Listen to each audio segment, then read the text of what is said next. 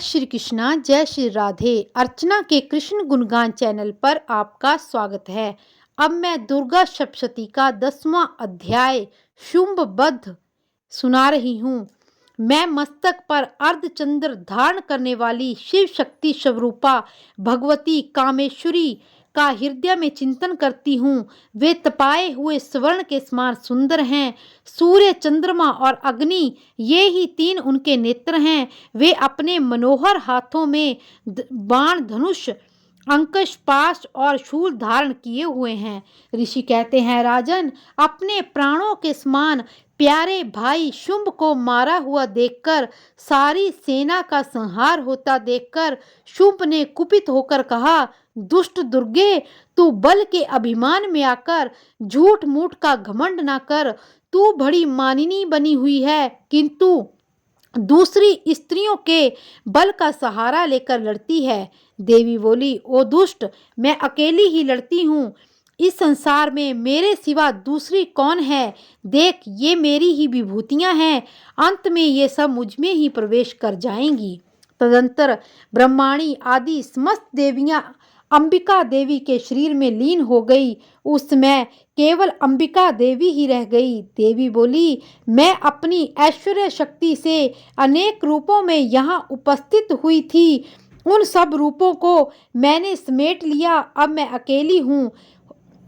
दुष्ट दुर्गे, तू अपने बल का अभिमान में आकर झूठ मूठ का घमंड मत दिखा। ऋषि कहते हैं, तदंतर देवी और शुंभ दोनों सब देवताओं तथा दानवों के देखते देखते भयंकर युद्ध छिड़ गया। बाणों की वर्षा तथा तीखे शास्त्रों एवं दारुण अस्त्रों के प्रहार के कारण उन दोनों का युद्ध सब लोगों के लिए भयानक प्रतीत होने लगा। उस समय अंबिका देवी ने जो सैकड़ों दिव्य अस्त्र छोड़े, उन्हें दैत्यराज शुंभ ने उनके निवारक अस्त्रों को काट डाला। इसी प्रकार शुंभ ने भी जो दिव्य अस्त्र चलाए, उन्हें परमेश्वरी देवी ने हुंकार शब्द से ही उच्चारण करके खिलवाड़ द्वारा ही नष्ट कर डाला। तब उस असुर ने सैकड़ों बाणों से देवी को अछंदित कर दिया। यह देखकर क्रोध में भरी हुई उन देवी ने भी बाण मारकर उनका धनुष काट डाला। धनुष कट जाने पर फिर दैत्यराज ने शक्ति हाथ में ली, किंतु देवी ने चक्र से उसके हाथ की शक्ति को काट गिराया। तत्पश्चात दैत्यों के स्वामी शुंभ ने 100 चांद वाली चमकती हुई ढाल और तलवार हाथ में लेकर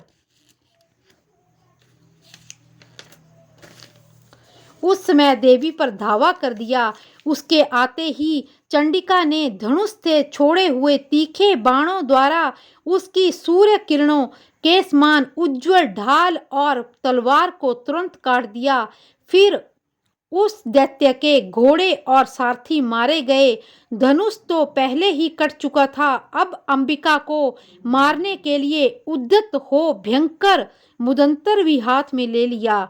उसे आते देख देवी ने अपने तीक्ष्ण बाणों से उसका मुदगर भी काट डाला।